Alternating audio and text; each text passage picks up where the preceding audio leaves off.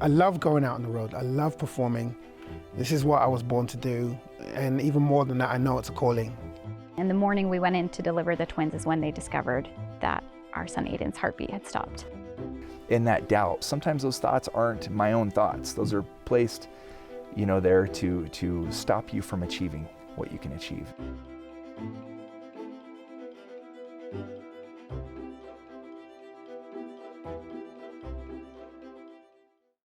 Hello and welcome to Latter-day Profiles. I'm Brian Howard. We're here at the LES Motion Picture Studio in Provo, Utah. And joining me today is Steve Shallenberger. Steve, welcome. Hey, how are you, Brian? I'm doing great. So great to be able to shake hands in this world in which we live. It's I'll good say. to see you.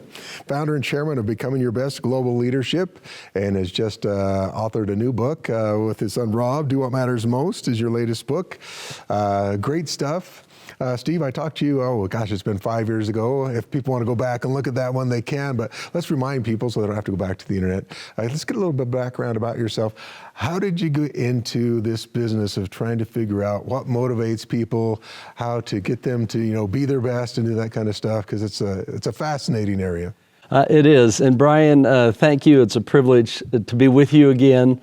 And I think before we start today, I want to just talk about you. Oh. And you have done such a great job. I mean, you've been doing this for 15 years. Yeah. You've done over 400 interviews. And I appreciate one of the great blessings of being a mission president in Madrid, Spain. Woohoo, time flies. Like 24 years ago when I started. And I wish I could have said I had brown hair then. I still had white hair, but anyhow, our supervisor, the area president, was President Uchtdorf. Oh. And on one of our mission tours, we were visiting, and he always had great things to say. He was a great teacher, and is a great teacher today. And he said, Steve, never overestimate your importance. Mm. And never underestimate your influence. And I thought, wow, that's what you're doing. You're just quietly going along here. You're having a huge influence. And also with anyone seeing this, you should never underestimate the influence that you have, because it's not only intergenerational, it's for eternity. Because once the ripple starts, you can never collect it again. So what you're doing is so wonderful, getting the stories out of wonderful people. And I'm sure I'm one of the least of those, but anyhow, it's a cool deal. I know a lot of the people that you've interviewed, and they're having a big impact along with a lot of others. So good going. Well, I appreciate that, Steve. That's very kind of you. So I'll take the daily affirmation now. I'll record that. Thanks, Steve. Okay. All right, now back to the question. Let's talk about you. All right. So let's get into it, because this is really... So where were we 5 years ago, and how did we get here? And I started early in my career, organized my first company when I was 26. It was a marketing company. I'm a student at BYU. I had gone out and sold Bibles to the Baptist for a summer job, made enough money to pay for my expenses, and that was fun, great people. But I came back and found out about a company that had the illustrated stories of the Book of Mormon. And I thought, well, I'd much rather sell Books of Mormon to the Mormons than Bibles to the Baptists, which are great people. And so we did really great at that. We were most fortunate. And so the marketing company was to hire sales reps that could do that. We contracted our services. And it just turned out that the next year, I had the opportunity to buy that company. And with it came a printing company. And within a few years, we had over 700 employees, and we were cranking and having a great time. And they would come to me, and they'd say, well, how can I be a top sales rep? Or how can I be a top manager? And I shared a few thoughts that I had, Brian, but I knew there was a lot I didn't know. And so I started a research into what set apart the highest performing individuals, high-performing individuals, and teams from everybody else. And I thought it would take just a few years. It ended up taking over 40. I interviewed over 150 CEOs around the world, and also studied the lives of hundreds of individuals, looking for those factors. And what we discovered is that none of them were perfect. Yet we saw over and over 12 things that were present that created this excellence. And these were principles. These were timeless, universal things that people could master. And as they mastered them, they got the same kind of result. And so that is what we put in the book, Becoming Your Best, the 12 Principles of Highly Successful Leaders. That's how we got started into this leadership company. And heavens, it's been 8 years and we're still here, still cranking it. And we've had the chance, it's been great to work with companies all over the globe, on every continent, and to see the impact that these principles cross every barrier that you can think of, from blue collar to C-suite, to individuals that are full-time stay-at-home moms or dads, whatever it might be, people that want to become their best. And that's actually how our next book got started, because as we went around, we noticed that there's particularly one area of challenge for people. And that happened to be that the world was getting faster, busier, more complicated. And the number one challenge, according to research, is that 68% of people felt like their biggest problem was time management. How do I juggle all of this? I mean, and COVID only exacerbated this. And you have stay-at-home moms who now have to also be teachers. And, you know, they're doing in-home training, and everybody trying to figure out how things are going to work, and the decisions coming far more quickly. And so whatever it was before was very interesting. And that is why then we focused on 3 of those principles and looked at the 3 high-performance habits that help people master their time, that gave them a way to do it. Part of that research that we discovered was that 80% of people did not have a way to manage their time. Interesting. So we thought, all right, man, the field is ripe. Here we go. Let's take advantage of my experience in over 40 years of running businesses, particularly with an interest in this area of time management. I've done huge research in that area. And Rob's background as a fighter pilot, an Air Force pilot, I mean to tell you, those people are meticulous, right? They have to be good. And we put that together and came up with these 3 high-performance habits that we put in the new book called Do What Matters Most. Yeah. And so that's kind of where we're at. That's the 4 or 5 minute catch up. Well, those are interesting numbers. So 68% of people say they have a problem with time management, and 80% don't have any way to manage their time. Those are really high numbers. So let's talk about those 3 biggies, the big 3. What are those things, and how can we, try to figure that out so we're not part of the 80% who doesn't have a plan? Oh, great job. All right, so let's tie them back to the principles among the 12 things that we saw of highly successful leaders. All these highly successful leaders lead with a vision. It's just one of the things they do. They have a responsibility. They start asking themselves, where are we going, right? And then second, another one of these is manage with a plan. You can't just have a vision. You got to know how you're going to get there and how do you track it. And then the third one is, coincidentally, is prioritizing your time. So the 3 high-performance habits that supports these principles is, number 1 is having a personal vision. And this one is a total game changer. If we have a few minutes, maybe we can talk about that, and I'll give just a couple of examples.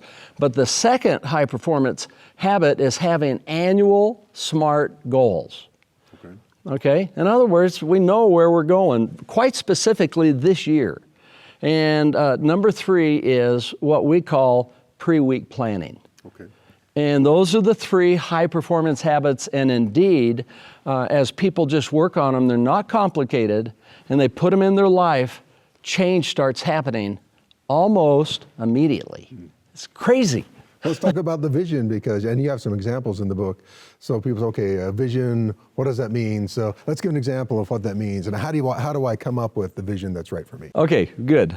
Well, now, my wife and I have had 6 children, and anybody that's had children or have or nieces and nephews and want to help influence their life. You know, you're kind of stricken by this, say, well, how do I get them going in the right direction? Yeah. The answer is to plant the right seed of a vision. And a good example of this is when our boys were starting to grow up. We had 5 boys and then a girl, finally, Princess Anne, and she's wonderful. But Rob was our oldest, and he was a great kid, but in high school, he really started getting off track, and things were going into the, dark a little bit, and he was struggling. He knew he was. And I'm thinking as a parent, well, how do I help him? Well, right about this time, 16 years ago, we were having the 4th of July celebrations at Lavelle Edwards Stadium. And I thought, this is a great opportunity to try to influence them. And we start off that celebration with a flyover of 4 F-16s. Yeah. So we got there early, and something happened at that particular time, that long time ago. And maybe it was longer than that, but it's somewhere in that range. Somewhere in that range. And 2 of our boys were sitting together, and as those jets went over, they looked at each other, and they just felt this rumble and knew what it represented. And they said, someday we are going to fly those jets right over this stadium in the same formation. And they knew that they'd have to do a few things to make that happen. Rob knew he'd have to graduate from high school with good grades. He knew he'd have to go to college. And so this one idea, this one thought changed everything. Fast forward 15 years later, and they both went on to become F-16 pilots. And both served our country well. And but they received permission from the Pentagon to both be in the same formation and did a flyover at Lavelle Edwards Stadium. Now, the reason I bring that up, that is a form of a personal vision. And if you can capture an idea, what happens so frequently, people can sell themselves short. But there's a unique way to do it, Brian, and the unique way is to think in terms of, and you can just get a sheet of paper, I said it's not complicated, it's not, and put down the 5 to 7 roles of your life. So what are a couple of roles that you have? Sure, parent, employee, church callings, all those roles. Yeah, and so you just identify the 5 to 7 most important ones, and then just give yourself permission to step back and get in the mindset of saying, how do I see my life? What does that look like in each role? One of the ones we all have in common is personal, mental, spiritual, physical fitness. And so what does it look like? What do I see? And capture those words and put them down. And when you capture them, that is what is transformational. Because once you have it forever. One other good example is and I think we discussed this, the last time we were together, I just met with the president of Rwanda. Oh, yeah. And we had a great time in training these principles to different groups in the country. Well, just about a year and a half ago, we started working with the Secretary of Commerce there, a woman by the name of Claire Akamanzi. At 29 years old, Claire was asked to be the secretary, okay? She was a lawyer, impressive woman, and found that Rwanda was 158 out of 178 of the worst places to do business in the world. That's what she took over. She had her work cut out for her. She had her work cut out. But this president, he is amazing because he led with the vision. He's one of these, and we keep in mind that it's both a mindset, but a skill set. The mindset is, what am I capable of doing, and not selling yourself short. So Claire sat down with President Kagame, and she said, now I've been looking at this, we're 158. She said, I think we can be within the top 100. Well, that's a nice mindset. Without skipping a beat, Brian, he looked right back at her. And he said, well, Claire, what's wrong with being in the top 10? Wow! See, now that's the way to think, and you want to do what you're capable of. And he said, but of course you're going to have to go find out what the top 10 do today. He said, so go to Ireland, go to Singapore, and go to the United States and learn what they're doing. Today, all right, Rwanda is number 38 in the world. Second fastest growing economy in all of Africa. So pretty fun. So that's what people can do. And you can say, well, is there something I really want to do? I've got to say it. I'm just going to say it. I turned 70 a few months ago, okay? Didn't ever know what it'd be like to be here, but there's still, I hope, 20 to 30 years left. And I'm thinking this morning, what can I do with that? How can I make a difference? What does my best look like? So that's what a personal vision is. If you don't mind, I'll just share one of my favorite quotes. Sure. Ralph Waldo Emerson. Way to go, Uncle Ralph. I mean, he's got so many great quotes. Sow a thought, and you reap an act. Sow an action, and you reap a habit. Sow a habit, and you reap a character. And sow a character, and you reap a destiny. So, but where does it all start? Starts right there. Starts right there with the thoughts that you have. And that is what is having, when you have a personal vision, you are now setting up yourself to really win in a glorious, divine, wonderful way. Heavenly Father did this. Moses 139. This is my work of my glory. He had his, right? Well, and that then sets up the stage for number 2, have annual SMART goals, and that is the vision is the direction. The goal would be, what am I going to do this year in these various roles that is exceptional for me, that'll make a difference? Is that a key? Exceptional. So not just you're trying to do something that's No. break your comfort zone, if that's the... Well, yeah. Well, you know, for example, personal role. This body we have and mind and spirit, it's the most important asset we have in life. And if you don't have energy and you're not rested and feel in good shape, it's really hard to be successful in other areas. So that when someone asked me the other day, well, what does matter most mean? That's a good question. Well, that is. I said, well, what matters most is your health and that you're happy. What matters most is that you have good relationships. What matters most is you can make a difference in the world for good. And maybe what matters most is you go through life that you do kindness and care for others. Well, that's key when you're talking about the prioritizing part, right? What Yeah. matters most. Okay, so you're spot on, because look what's happening. The world's so busy, we're going from one day to the next, and we don't take time for many of these important things. And so what we hear right now from this, and what matters most, is people saying, man, I've been doing this for 3 or 4 weeks, and I've lost 14 pounds, and I'm closer with my family, I feel more at peace. Well, it's just because they're putting in place these principles and have a way to do it. Anyhow, so... Let's talk about the pre-week planning. And there's something I read that I thought was interesting. They said, basically forget daily goals, which sounds like counterintuitive, but pre-week planning, and what does that mean? Forget the daily goals. Okay, good. Well, now you kind of have this, your thoughts getting etched in your mind, right? Pre-week plan is where the rubber meets the road. And it's basically this idea that think of your roles, and before you start your week, sometime during the weekend, take 20 to 30 minutes and just pause and say, okay, here's my week coming up, and let me get any calendar dates I have in there, but for each of these roles, what matters most this week? And if you have a spouse or a significant other, how about writing them a letter of appreciation? Would that matter most? Yeah, that'd be great. Yeah. I don't know how many times it happened in the world last week.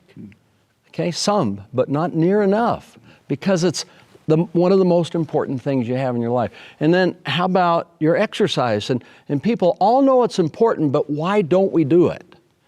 Right? And it's because we're way too busy. And if you don't think about this is, again, we have such a divine pattern in this, which is in Moses, once again, I think it's 3, 5, and 6. and it says, everything is created spiritually before it's created physically. And that's what we're doing, is we're going through the mental creation and getting at peace with a week that is a great week. It's not complicated to do. It's just a great week, and you say, yeah, there's my relationship. Oh, we're teaching some Pepsi executives. This is the third largest Pepsi distributor in the world. They've been in business 135 years in Alabama. That's where their headquarters is. Yeah. You have a son. Son in a mission in Alabama. On a mission in Alabama. And this is a cool company called Buffalo Rock.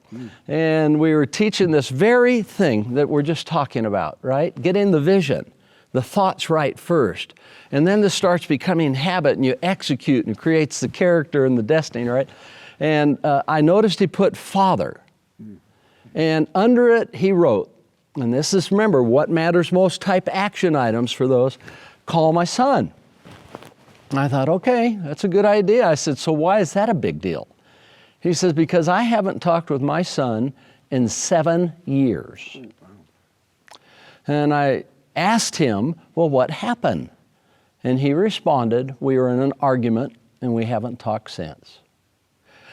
I said to him, well, that is something that matters most. And I noticed he had it Wednesday night at 7. I said, I recommend that you write his phone number down right now. So remember, you're setting up your week. And you think, listen to the Spirit. Have I done everything I can? Does it all look good? And it is in balance, it's written down. And leave spaces within your week so that as the crisis and unexpected come up, which it always does, you just move things around. I mean, talk about a process that reduces stress, puts you in the driver's seat and helps you feel at peace. This is really extraordinary. I was going to go back 6 months later with this group, and I could not wait to talk to this fellow. And so I did. I went back and I said, well, how did it go? And he said, I talked to my son. I called him. And then he shared that we couldn't even remember what the argument was about. He said, now I want you to know that this has changed my life. He said, I talk with my son every week now. He said, I feel like I'm happier. I feel like a better person. I'm a better executive. He said, but that is not the least of it. He said, I have 2 grandchildren I didn't know about. Oh, wow. So this is just one simple thing. And so, Brian, I asked myself this one. Well, why didn't he call his son at year 3? Or year 5? Or 6?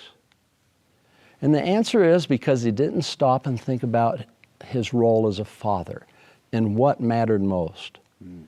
And when we do this, it helps us do the things that really count. And it brings happiness and more success in every area of our life. Same thing with fitness and exercise. And so that's why I think this is a pretty powerful process. It's nothing new. It's just something we've really studied, scientifically worked on. It's good stuff. Well, Steve, we only have about a minute left, and I could talk to you for a long time. What's the future for you? So you just came out with this book. Continue on this process. More things. What's the future for you and what you're doing? Okay, yeah. Be sure that this company is on its way. We've got really wonderful people in the company that can take it forward, and have another company in California, and be sure that it's doing the right things where it can make a difference. And that's just what I want to do, is go out in a flame of glory. I was just thinking, if we have time, I don't know if we have time for one more short story. Yeah, you tell us. I mentioned that part of this Do What Matters Most can come in the area of kindness and caring. And my wife, we talked about this before we got going, passed away in December from after 7 years of dementia and Alzheimer's. She was a wonderful, brilliant woman, an angel. And one of the things we've done from the Spain-Madrid mission is every year here we have a mission reunion. Yeah. Great, except for last year. Yeah. But excuse me, and every 10 years we go back to Spain, okay? And people come over, and it's great. So the last trip Roxanne really took, international trip, was to Spain in 2019. at one of those 10-year trips, and we were coming back through JFK Airport, and as you know, it is a zoo there. And when you're traveling back internationally, you have to go through customs, first of all, and then you have to recheck your bags and get to the next gate. And so our family had also gone, and they went on ahead, and so was Roxanne and I, she would walk right next to me, just a couple steps behind, so I could keep an eye on her, because if she got lost, we'd be toast. She couldn't say her name. Right. And so anyhow, we went down a long escalator on the way to the next gate, and we noticed a child crying on some stairs next to the escalator. And as we got to the end, I took off and got about 125 feet and looked around, and Roxanne was gone. And I thought, oh no. And I looked back, and there she was at the foot of that escalator. And there was a mother there sobbing. And I hurried back, and I asked her, "You okay?" And she said, "Yes, we just left my husband. We're heading to India, and I miss him so much." And my wife, Roxanne, even though she was in advanced stages of Alzheimer's, had her hand on her shoulder. And when all of a sudden, spontaneously, she just reached in and gave this mom a hug and held her. And I thought of all the things that are going on in this airport today. Perhaps this is most important. And my wife was the one that noticed it. It's incredible. And I said, now I hope I can do that. And so this is an example as we're just living life and hang in there and look around for the good we can do and make a difference. And you're doing it. Well, no, Steve, as I say, you're doing, I appreciate you coming and sharing your insights with us. It's always such a pleasure to see you. So, Steve, thank you so much. Okay, you're the best. Thank you. All right.